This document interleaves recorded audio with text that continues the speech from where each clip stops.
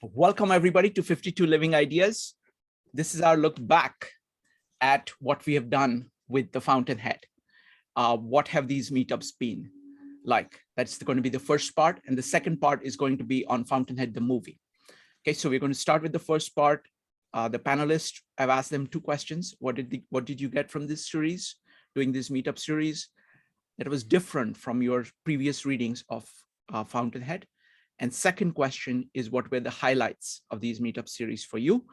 But the third one, they can choose to talk about anything that they want. All right. So with that, we're going to start with Rob, Maritza, Sherri, Rupali, Joia, and Iris. Rob, go ahead. Okay. So, well, one of the things I want to say is that the great thing about this is getting this really broad range of perspectives on this, and insights from somebody with a background in education, insights from someone with a background in literature, just insights from different perspectives. The whole vigorous debate we have on Team Dominique versus Team Dagny, which I think is great because I come to it with my own sort of preferences and which characters I like the best, and it's really great to see somebody else come in and make the case for viewing it from a different perspective. So a lot of interesting new ideas that have come in here. Now I'm pretty well familiar. I've read this novel many times over. It didn't have as big an impact on me as it maybe did on some other people because it was not my introduction to Ayn Rand. So I read Atlas Shrugged. I read some of her nonfiction as well first. So I was very deeply immersed in Ayn Rand before I started reading The Fountainhead. So it wasn't like this had a transformational effect on me. It was, I'd already gotten even the higher test version of the philosophy in Atlas Shrugged. But there was one sort of new thing that really popped out at me that has been rolling over my head that I want to mention that they came out in some of these discussions, and it's the idea of the role of emotions. And so, because Ayn Rand was an advocate for reason, and also because her characters tend to be sort of a little, especially like Howard Roark early in this novel, tend to be a little laconic and reserved. There's this sort of view that if you're for reason, basically the model for that is Mr. Spock from Star Trek. You're supposed to be unemotional, and you're supposed to not express emotion. You should be totally rational. But the interesting thing I noticed in here is that a major theme of this of the Fountainhead, much more so than I caught on to before, is about emotional repression, and specifically that emotional repression is selflessness. And it's selflessness in the bad sense that Ayn Rand is using here. That throughout this thing, and it especially comes out with Peter Keating and Katie, that they're the ones who are constantly being convinced by Ellsworth Toohey, under the malign influence of Ellsworth Toohey, and to a lesser extent of Louisa Keating. They are convinced to renounce the things they really want and to suppress their genuine emotions in order to do something that they think they're supposed to do. And it's interesting how the selflessness of Peter Keating is expressed or demonstrated primarily in his suppression of his emotions. And I remember there's a great scene where one of the most well-written scenes, by the way, I think, where we've had over the previous 10 or 15 pages before we have this scene, Ellsworth Toohey has been planting these little suggestions about, love makes men ridiculous, and the greatest love story is Mickey and Minnie Mouse, and all these little sort of snide, little passive aggressive, demeaning remarks, trying to make Peter Keating feel bad about the thing that he really wants, which is that he loves Katie. And then off Peter goes walking with Katie, and all of these things in one little paragraph, all these little digs that were sort of buried there over the last 15 pages, they all come out. He thinks they look ridiculous, like Minnie and Mickey Mouse, and the hands do sweat when you hold them too long, and all of these little sort of demeaning things that are supposed to make him feel bad about the thing that he loves. They all come flooding into his head, and he's been so trained in emotional repression, in taking the idea that this is what I want, this is what I have a preference for, this is something that makes me feel good, taking that and subordinate. He's been trained by Louisa Keating from the time he was a kid to take that and subordinate those things to what others expect of him. And so he's been so trained in that all that comes flooding into his head. And it's interesting that emotional repression is the sort of the main form that his selflessness in that negative sense of destroying the self, destroying your own consciousness, destroying who you are as a person, that takes the form of emotional repression. Same with Katie. I mean, the really brutal thing is when he meets Katie years later, and she no longer feels anything at all, not even a leftover echo of the feelings they had before. So he says, he didn't think it was possible to kill someone retroactively, and how she's been killed retroactively is through her repression of her emotions. So I think it's interesting that and I think you can even see this as a theme. I have to develop this some more, but I think you can either see this as a theme in Dominique and in Wynand. I mean, what's Dominique's reaction when she meets Howard Rourke? That she loves him, she wants him, she is passionate about him, and the first thing she has to do is try to avoid that. She has to try to say, no, anything but that. I have to resist it as much as possible, because again, her fear of the world leads to this emotional emotional repression that makes her afraid to pursue the thing that she really wants, her genuine emotional reaction. And I think you can see that in Wynand as well. I mean, his whole sort of thing of the secret art gallery versus that, that he hides away from the world and never sees anywhere else. He says, oh, that can happen in art, but it can't happen.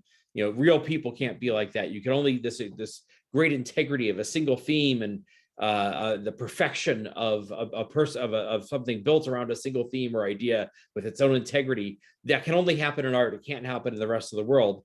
That's his form of emotional repression. And it leads him to, that point at the end where he says, that he realizes that he never got out of Hell's Kitchen, that he's repressing who he really is all along, and thinking that he's having control over other people. He's actually been repressing his own emotions, his own feelings, his own person, his own self, and that he comes to that awful realization at the end. So it's showing how this idea of emotional repression as selflessness is an interesting theme that runs throughout here, and it's one that I think goes contrary. It's not necessarily what you expect from Ayn Rand. I think it's interesting that I think the idea of Rourke, Rourke is the one person who never actually, he's sort of viewed as, I think, as a little bit emotionless. And I think, just to preview, I think maybe who's the actor? Oh, Gary Cooper's performance may have something to do with this, but he's viewed as a little emotionless. I found that interesting. Who was it? I think Joia may have brought this up, that in Ayn Rand's notes, no, maybe it was Iris, that in Ayn Rand's notes about the drafts, but Ayn Rand's the article about Ayn Rand's drafts, there's the fact that in the very first version of the first drafts of the novel, she gives you a lot more of Howard Rourke's internal monologue and a lot more window into what's going on in his head. What happens, what he's thinking about when he meets Dominique and things like that. And that gets cut out because she says she didn't want to reveal too much of him too fast. So I think that maybe leads people to think, oh, well, we don't get to see things from his interior perspective, but it's because she's trying to create this mystery and unfold the character slowly. That leads to that wrong impression. But when you also look at it from the perspective of emotional repression, he's the one person who never represses an emotion, right? He's the one person who is feels and accepts everything. He accepts everything that he feels. And even when he's, I think there's a few moments where he experiences anger or annoyance, but he's still kind of okay with that he's able to recognize, yes, I'm feeling anger or annoyance or frustration, but he can accept it. He doesn't feel the need to hide it or repress it or bury it down. So it's interesting to look at from that perspective. And that's the big sort of new thing I got out of this, that, Ayn Rand sees a person's internal emotional life as equally as part of the self, as part of your consciousness, as part of your spirit. And therefore that's something that you should not be repressing. It's something you should be accepting and understanding. So I thought that was interesting theory, the interesting new thing that sort of goes against the grain of I think the impression a lot of people get about Ayn Rand and about the Fountainhead. But that's all I've got for now. I've got like a page and a half of notes on the movie, but we'll talk about that later. Wonderful. Thank you. Thank you, Rob. Next up is Maritza, followed by Sherri. Maritza. So like several others here, I have walked with this book for quite a long time, and I've read it several times. This was my first time reading it after having delved into the world and philosophy of Louis Sullivan. So for me, it was quite lovely to read it and see how absolutely interwoven his philosophy is with Ayn Rand's. It also gave me a perspective on this question of emotion, maybe kind of similar a little bit to Rob's, in that for me, I've always said, you know, Ayn Rand's philosophy is flawed. It's a flawed philosophy because it does not address emotions. And, you know, we're human. You can't not address the emotional aspect of us. And yet I see in rereading this, if one views the philosophy of Louis Sullivan, the idea of unity in nature and in all things, one can see that in this book. I can see the very soft ways in which we're pointed at the need for some type of emotional balance. I'm still left with the feeling that she wants us to, you know, not allow ourselves to be carried away by said emotions, but I do, you know, having the benefit now of having read some of Louis Sullivan's philosophies, I can see the plea here is more for balance than for leaning towards solely the side of, you know, the rational way of thinking, even though obviously that is something she is putting forth to us as well. So that was one of the big pleasures that I had reading it this time, was in seeing Louis Sullivan works throughout. Another was the here with you guys getting the anecdotes of you know, Ayn Rand's notes that I hadn't seen or read. It was just nice to get them. Also seeing the similarities with some of the other philosophies we've studied has been a lot of fun. And it's just really nice to take something that for me has, for a long time, almost been like a dirty little secret, right? To have read this book and to have loved it so much and for so long. You know, I read this book when I was a little girl, and the world in which I lived at that time it didn't resemble anything like what was in this book. And so that's the reason why I did have such a soft spot initially for, you know, Dominique. It was the idea of everywhere I look, I see nothing that looks like me, or what the me I feel is inside. So it was just really nice to go through here and see others seeing it similarly or given feedback on how they saw it differently. It was quite pleasurable. It's really interesting to read a book that's been like kind of a, you know, a little soul book for you, a guiding principle of your life. It's really interesting to read it with, you know, new friends and with some strangers, become friends, and to put it out there, because it's fascinating to see some of the similar thoughts and to enrich your thoughts with new understanding based on some of the views others had. So it was really just all around enjoyable. And now I understand, by the way, Rob and Sherri, I understand the Franken phraseology now because I know where it comes from. But that's the next section, right? So I got lots to say, but I will hold for that. Let's see, what was the other question, Shrikant? I'm sorry. What were the highlights for you? So the highlight for me was seeing it through with the lens of Sullivan. And if I got anything new out of it, yes, but I can't point my finger on exactly what. I feel like I'm done here left far more. And the strangest thing is we read this book just like not quite a year ago, I think. Like before we started the Louis Sullivan series, we did a teaser episode on the entire book. And so I read the book for that.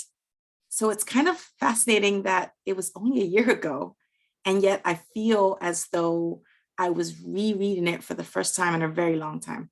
And it did point out to me how very much shifted many of my thoughts are because of having been introduced to Louis Sullivan. So again, that's all of you guys' fault. Thank you. Wonderful. Thank you. Thank you, Maritza. I want to comment on this point about Louis Sullivan. See, Louis Sullivan is a very deep thinker, and he grows on you. He grows on you. And I mean, this is a very clear example. This is Fountainhead is something that you're very familiar with beforehand. Then you read Louis Sullivan, and then you come back at it and you see, oh, there is this other thing that is going on. The other thing about Louis Sullivan is that his philosophy is very simple and very integrated across all levels of being. So it is like metaphysics, epistemology, psychology, ethics, politics, just everything. And the form follows function. I mean, it's so powerful, and it's running through everything. And you can see the influence of it on Ayn Rand throughout, not just the explicit capturing of it in words of Rourke, but you can see it across the board. So thank you for pointing it out. And for me, every time I do a pass on Louis Sullivan, everything to me changes, because it's such a deep idea that whatever it is that I'm thinking about transforms itself. Thank you. One quick thing I want to say is it's also the reverse. So rereading Ayn Rand allows for another kind of thinking of Sullivan's philosophy. So they kind of feed off of each other. Yes. Wonderful. Sherri. Hi. Rob's making noise in the next room, so my apologies. He's clattering around a little bit. I agree with Maritza. There is such a difference between just a year ago. We started, I guess, reading Kindergarten Chats and then Autobiography of Idea, but I guess before that we were reading the Romantic Manifesto, Ayn Rand's. That's how we started, right? Isn't that how we started? I can't remember. Yep. But it feels like we've kind of made a very, very large circle that has enriched my life and my reading of this book. And I've read this many, many times. And I have read it with Rob many times. With Shrikant, I think we've done it a couple of times. Shrikant, we've talked about Louis Sullivan, I don't know how many times, but this group has been such a wonderful, it's like the world's best book club. because I've been in many book clubs where it's mostly about drinking wine and having cheese, and it's not about the book. This is about the book and the ideas and sharing that with one another. So what's happened for me, I guess the first time I read The Fountainhead, it was about the story, just the story, and the reaction of that fresh and new. And over the years, it's been deeper into the philosophy and the understanding of it. But because we sort of started this whole circle with the Romantic Manifesto and then into Louis Sullivan's ideas, my brain has been kicked into thinking of it less as a philosophical story, less as a story, and more as a work of art. And let's let me kind of look at the details and how it's crafted, what's left in, what's removed. That part has really made it a much deeper reading of it, but also it's so fresh because of that level of it. And that's the thing that I like about really great art, is that you can always come back to it with a fresh perspective, having just read a different book with a different group of people and see it in a completely different light. The other things that I wanted to say is I love the discussions, as Rob had mentioned, this coming from totally different perspectives. Maritza and Rupali have both been from the beginning on Team Dominique, and I have to thank you both for that, because I have always been like, oh, this woman's nuts. And now I'm seeing her from the perspective that you guys, when you first read her, what you saw in her, and it has totally changed how I see her. Now, I don't know that I'm on Team Dominique, but at least I understand it, and I see what you guys see when you first read it, and I can see that perspective now. So I think this is I think we could find even more if we did this again. I think we would dig even deeper down into it, and that would be even more fascinating and fruitful, I think. So I'm just looking forward to seeing what we all decide to do next. Wonderful, wonderful. So Sherri, are you saying that you're after hearing Maritza, you don't think Dominique is as nuts? I think she's still pretty nuts. Okay. But no, what happened before is that I couldn't understand that negativity of, she sees something she loves and feels so much like that's not possible that she has to destroy it. For me, I could never get over that sense of life step. I couldn't get myself into the perspective of seeing where that would come to happen, you know? But Rupali and Maritza's descriptions of reading this as a young woman and in a culture where this world, and honestly, yeah, the culture I grew up in was fairly traditional, but it was devoid in a different way. It was devoid of art, really. And so maybe that was the reason why she throws the statue, and I'm like, oh, woman's nuts. Check. Right. No more thinking necessary. You know, I think it would have been that, but I'm able to see it now and really start. So I'm looking forward to reading it again because now from the very beginning, I can start seeing it in that other perspective. And I've loved being able to read this because when I read the book, it was given to me. I had a situation very much like, I think a few of you know this, very much like the first few scenes. And as I was 3 years into architecture school, and was having a lot of difficulty. And everybody, we would discuss something and somebody would say, have you read The Fountainhead? And I'm like, no, I don't have time. And it came to be like in one particular week, I don't know, like 7 to 10 people came up and asked me the same question. By the end of the week, I was so like, oh, is that the story about the architect? I don't have time for that, until it was given to me as a gift from a fellow student who knew what I was going through.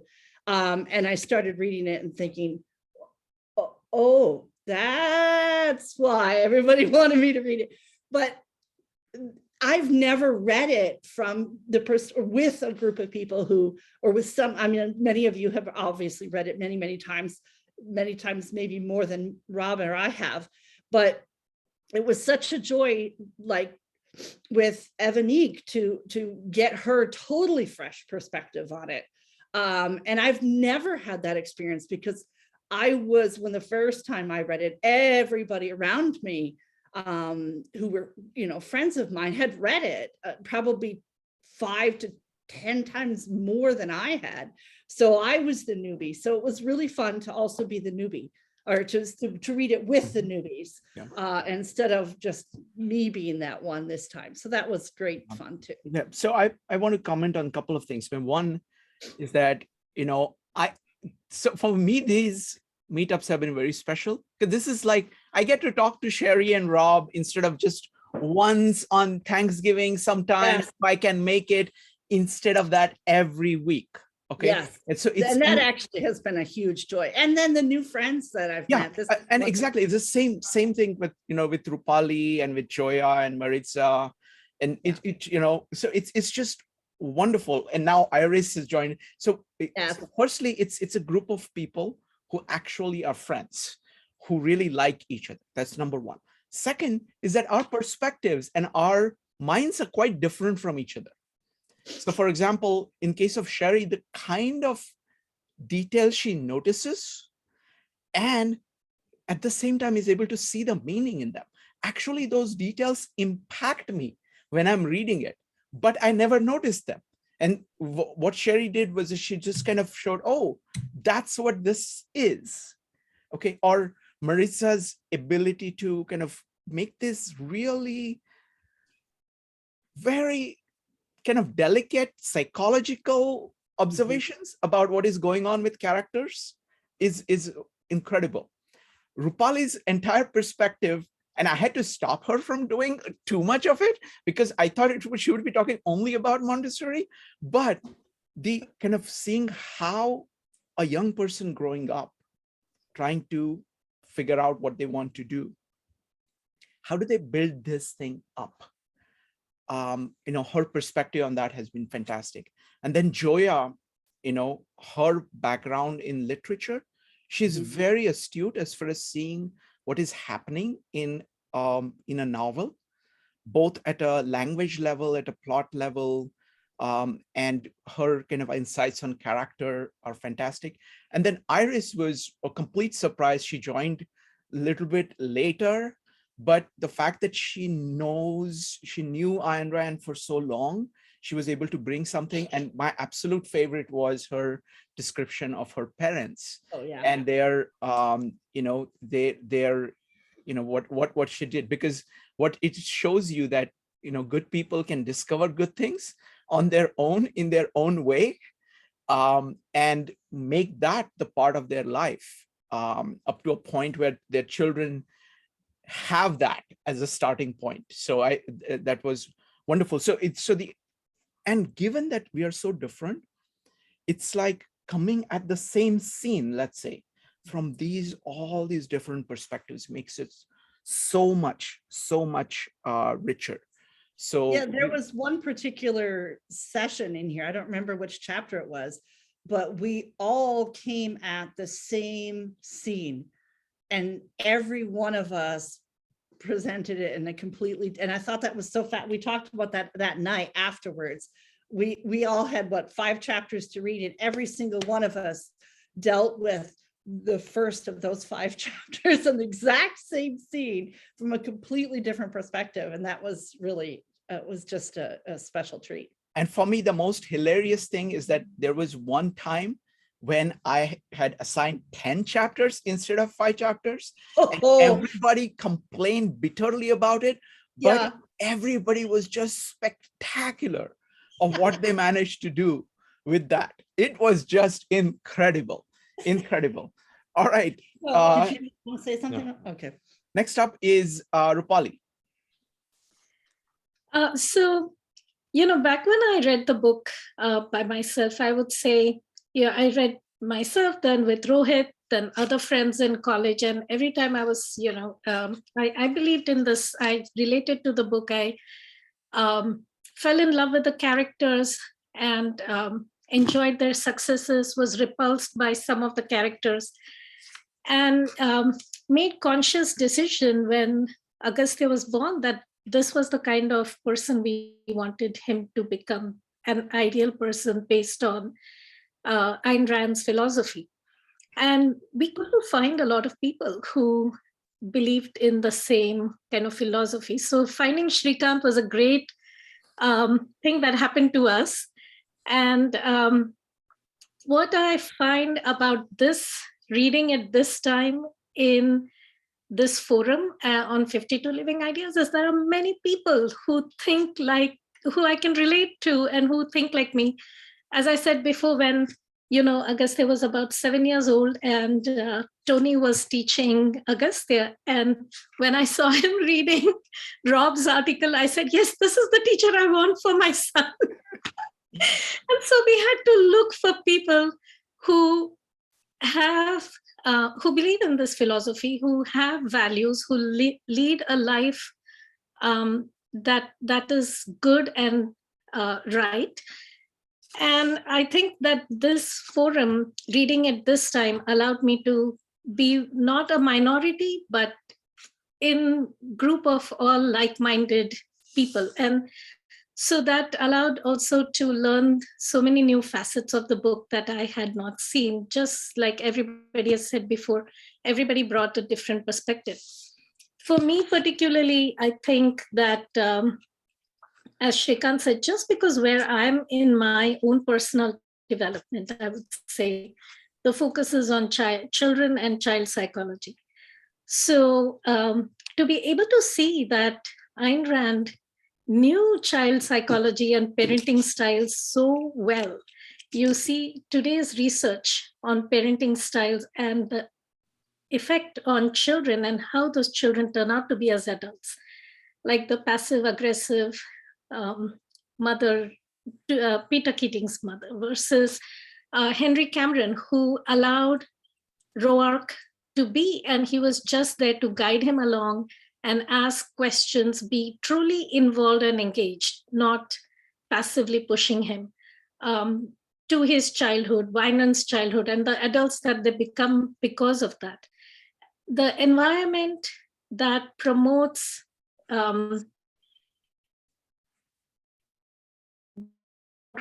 human nature. So she talks about, Howard Roark being an ideal man living with his core values, his work, and how he strives to be free and to be able to think freely, to have that ability to work with freedom. Now you need an environment like that. So one of the things that we experienced firsthand was when we came to America, that you truly need an environment that can really promote that free will and free thought. So that was another highlight in this book, in Howard Roark's speech, where he talks about you cannot just be free, you need an environment to support that. So those were a few things that stuck out. The other thing was the connection between different books. So reading Louis Sullivan, Kindergarten Chats, and then personally for me reading Maria Montessori's The Formation of Man, and then the Bhagavad Gita meetups and Ayn Rand. Together, I have found that, all four books talk about the human potential, the universal principles of human nature, that the only way to reach a potential is through action, through compassion, through the work that we do, and striving for your own highest potential. So I thought that was a big takeaway for me during this time of reading. And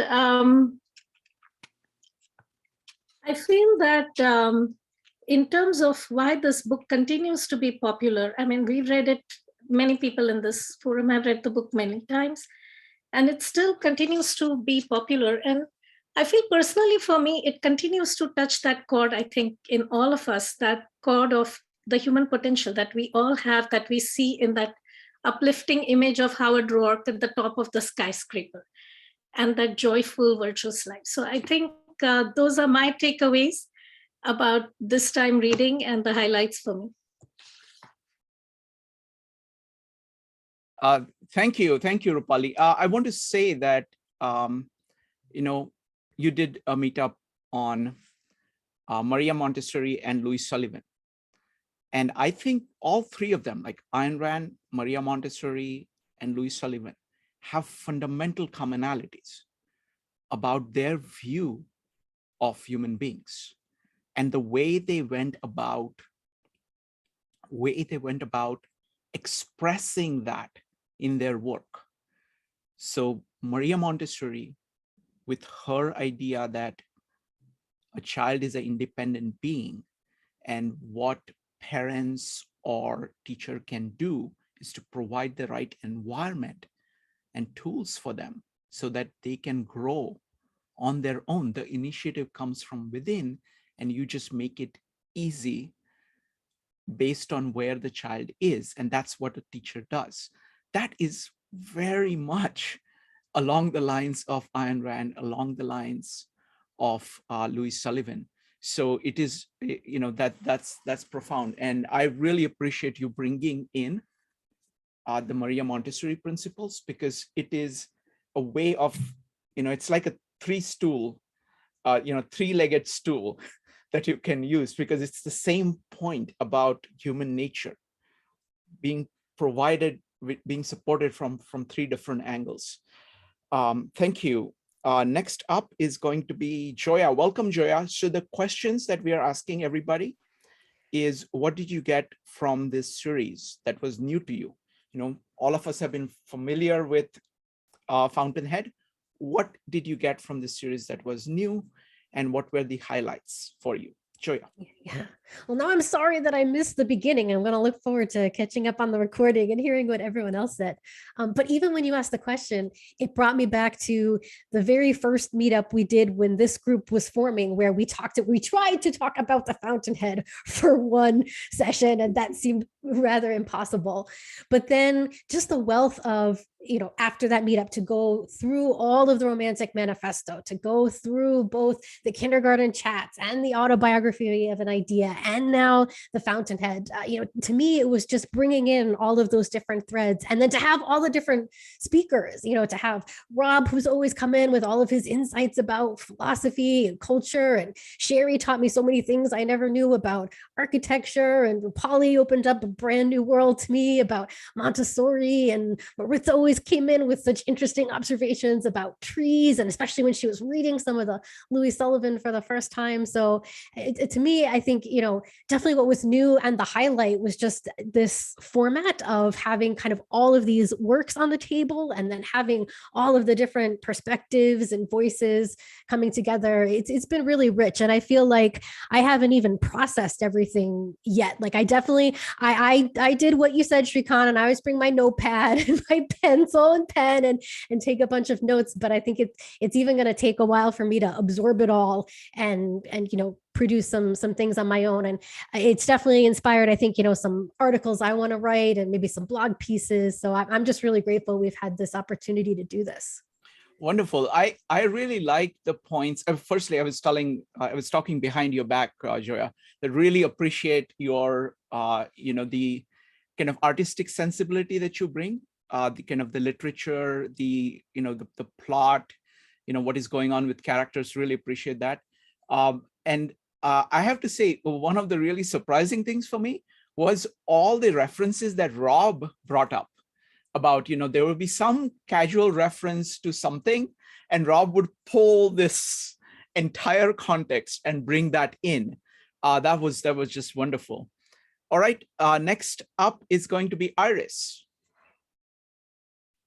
Iris, you need to unmute.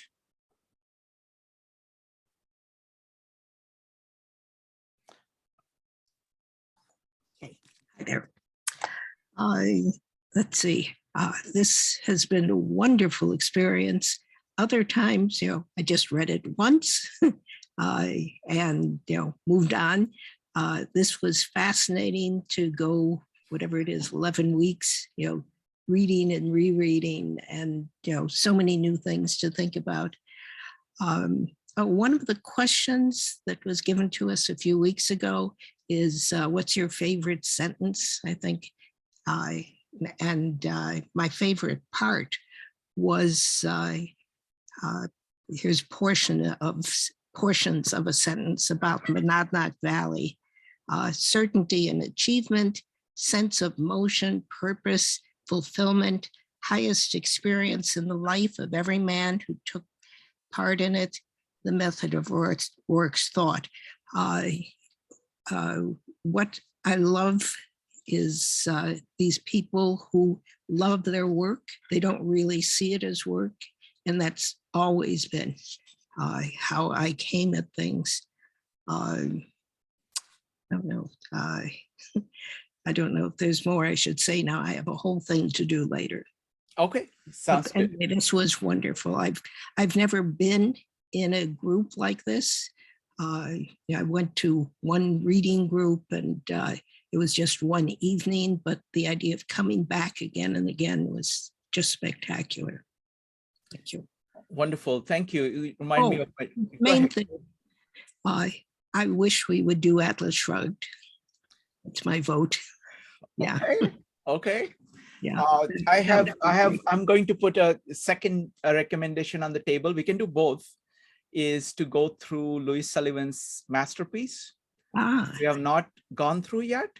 And that is a system of architectural ornament, the big book. Okay. So we can do both of them, and we can talk about that after Rob and Sherri's trip. All right. So next up now, anybody else? What did you get from this series, and what were highlights for you? Go ahead and type exclamation mark. I know that Tony had something. Tony, go ahead. Tony, I know that you have not been here for too many, but you've been to enough of these. Right. And I wish I had known earlier, but I blame Rupali. I just wanted to say, Rob always says something that sets me off. No, he actually always says something very interesting that gives me pause, and I cogitate for a while. He was talking about the role of emotions, and that her characters are known as rather laconic, but not Dominique. And she is a ball of passion. She pulls it in. But how do we meet Dominique? She throws a valuable statue down an air shaft. Oh, that's not passion, it isn't. You can argue that she thought about it beforehand, but it's not exactly a rational act, right? Well, that gave me, first of all, that tells you, as Sherri said, right away, you think she's a nutball, okay? And in a way she is, but not in the way that I originally thought. And I would really love to be able to watch the Pakistani series that Rupali suggested. And by the way, Rupali, I did check it out. I can get it, but it's not in translation. So my Urdu is not as like it used to be. So I'm sorry, I can't watch it. The point I want to make about the emotion is that she's not so much nuts in a clinical sense as given to passion, given to her emotion. Most people, I think, express their emotions in order to understand themselves. They have access to their emotions immediately, and that makes them understand themselves. But Rand tells us, and we know, that emotions are not tools of cognition. They're not tools of understanding. Well, what are they missing? They're missing a way of looking at the world which doesn't erase their emotions, but allows them to manage their emotions. Mm-hmm. And that's what she's missing. And that's why we think she's nuts. Thank you. Would you like to comment on the questions? What did you get from the Meetup series? What were your highlights? Yeah, my biggest highlight is when Iris pointed out Joia's Widow's Peak.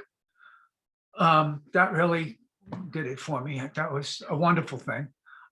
No, seriously, I am not given to book clubs. And I really feel like, oh, this person's going to talk for 20 minutes. I already know this. Oh, get me out of here. But this was really much better. First of all, a lot of intelligent people and different points of view, and the interchange was excellent. So bravo. Wonderful. Thank you. Evanik followed by Jyoti. Evanik, what did you think?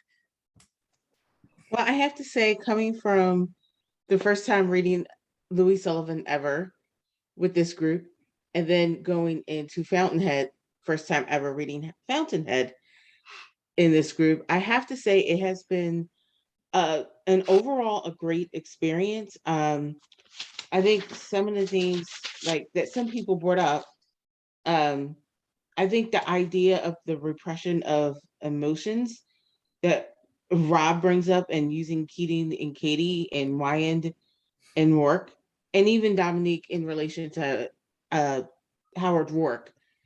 I think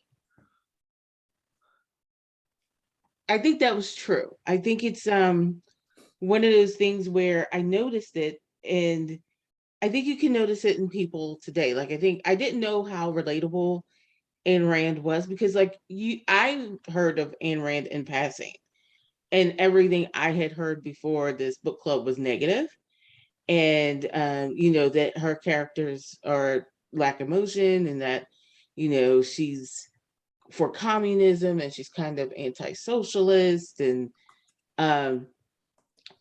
you know, well, she's anti-communism, sorry, and she's anti-socialist, and you know, like she's promoting selfishness, and that she's just like, her style of writing is very selfish.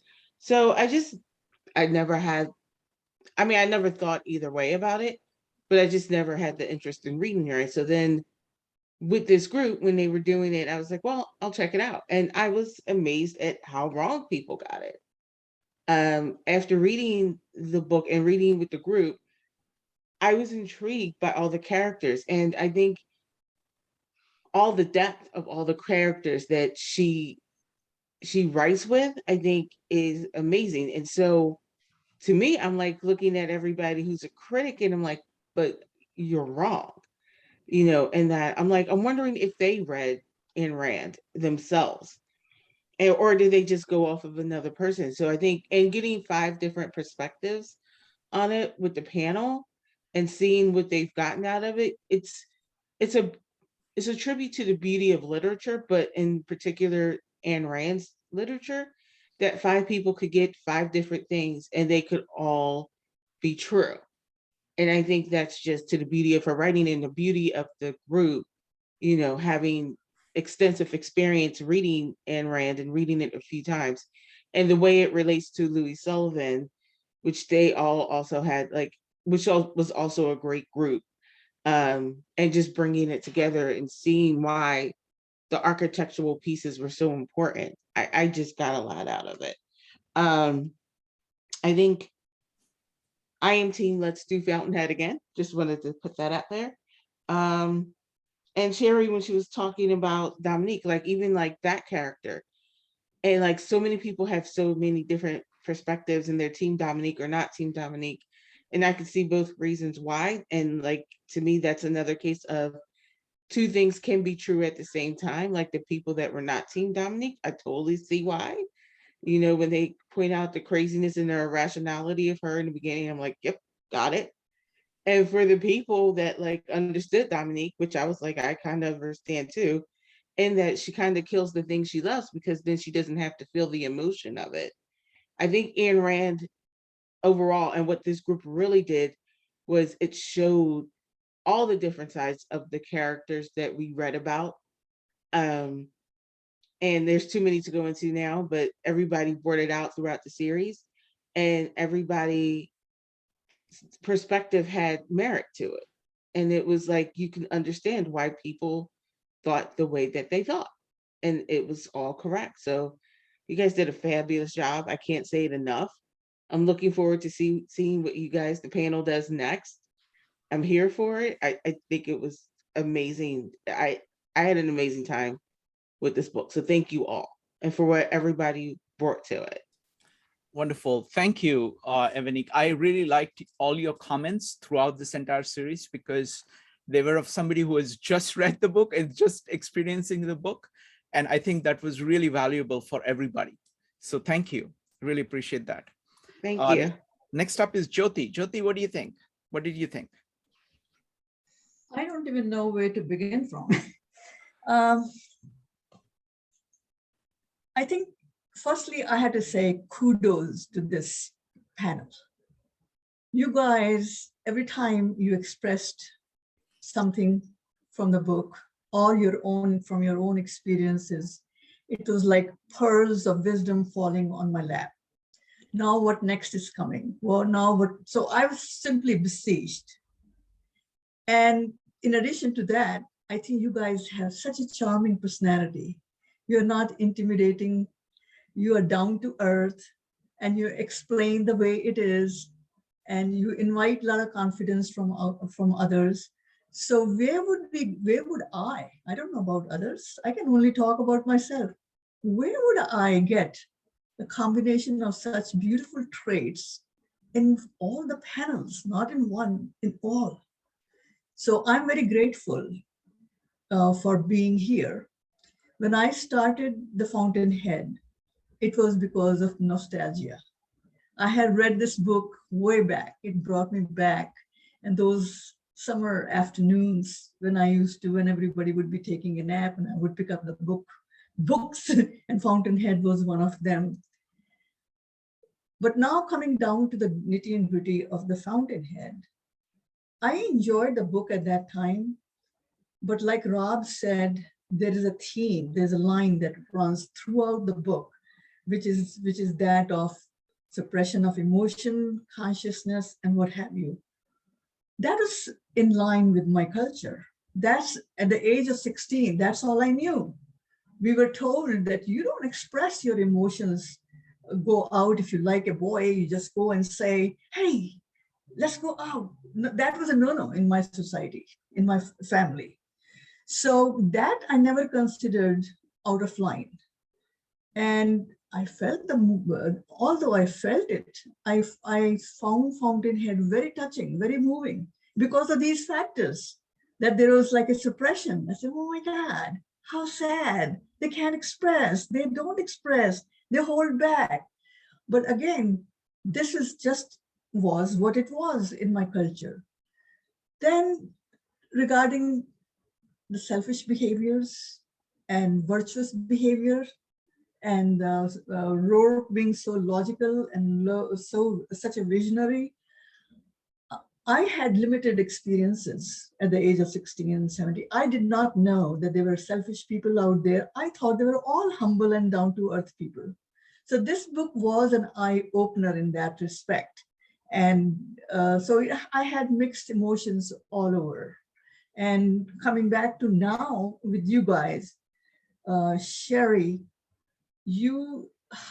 I was never into architecture, although my husband was part of it, he was an architect. He would look at a building and he would feel like women feel a piece of clothing and touch it and say, well, yeah, this is good. This is what I want. He would look at something and he would say, this is the building I want. This is the condo I want. But I never had a penchant for it. I was not into form and I was not into functions.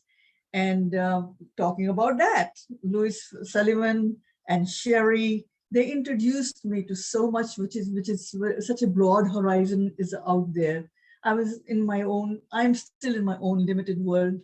I'm a very spiritual person. I worship and I do good karma. And I learned from Srikant, and I talk with my children that we have a center and we have periphery.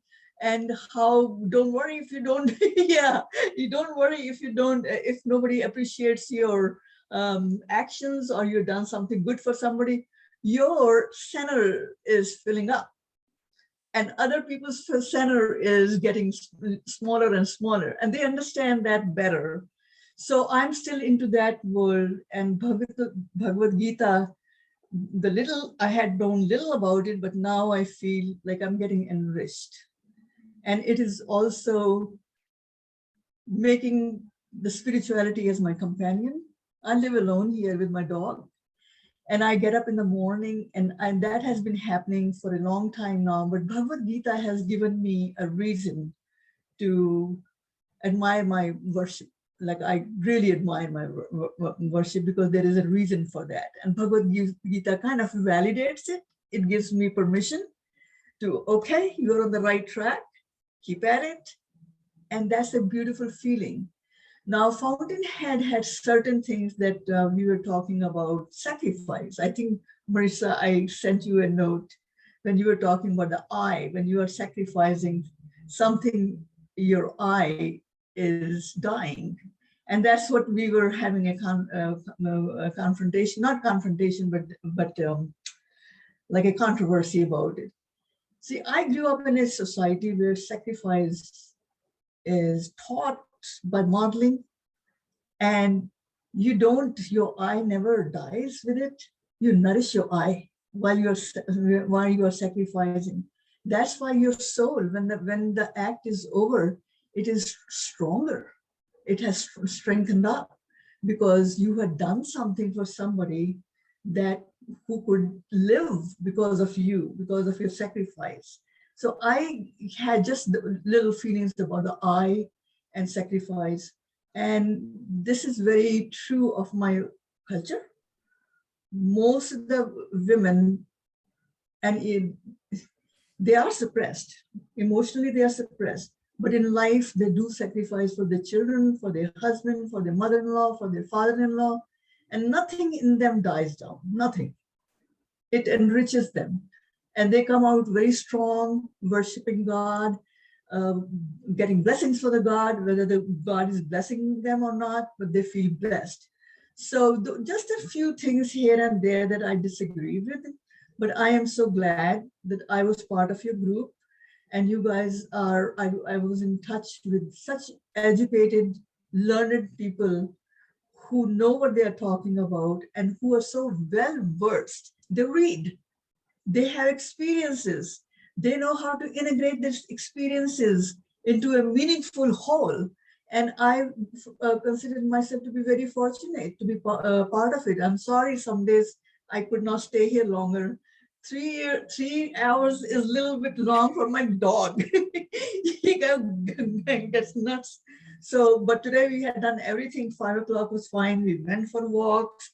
We had done almost everything. We had our dinner. So I'm here today. Thank you so very much again. Thank you, thank you, thank you. And Shrikant, you too. Thank you. Thank you, Jyoti. Great facilitator. You're a great facilitator. Thank you. Thank you, Jyoti. I am delighted that you like my friends. I love them. And you know, they have done it. They have done it on their own. They did not need any recommendations from you. I got so attached to Rupali. Yeah. And especially because she has the same background as I had, and I still have. Wonderful. I'm a child psychologist, my development. But look at her charming way. She explains everything so eloquently, so slowly and smoothly that you feel like everything is soaking in, everything is going in. And Maritza, she, you know, I was explaining to my friends who are in the other group, and I tell them to come to 9 o'clock. They don't want to stay that late. Said, don't you fall asleep? I said, I don't fall asleep. If you will come, you will know. Maritza had such nice things to say to you. In many ways, you're a sociologist, you're an anthropologist, you're a psychologist. You have a beautiful psychoanalysis of a lot of situations, and you see deeply, very deeply through them. And it's just very uncanny on you. Beautiful. I just can't express. Thank you. I know Houheneka is not part of this group, but Houheneka, your comments all the time, and now your depths that you are gaining from Bhagavad Gita, you know, they make me speechless sometimes. I said, oh, by the time Bhagavad Gita will finish, she will know more about Gita than I would. And Joia, you are just some fairy tale who came from heaven, beautiful. And also you are very tuned into the literature part of the novel, and you explain just very gently, very systematically, and it's just nice to hear your voice. Yeah, thank you. Rob and Sherri, you and Rob has a very strict way of talking about the philosophy of the book, and very good analysis of the happy man and sad man and the selfish man. It just opens my whole, you know, insight. That okay, wonderful. So Jeannie, Iris, you just came along, and I like your parents. I already like them. You need not speak too much about them. I like them very much. All right. Thank you again. Thank you. Thank And, you. Thank you, I Jyoti. appreciate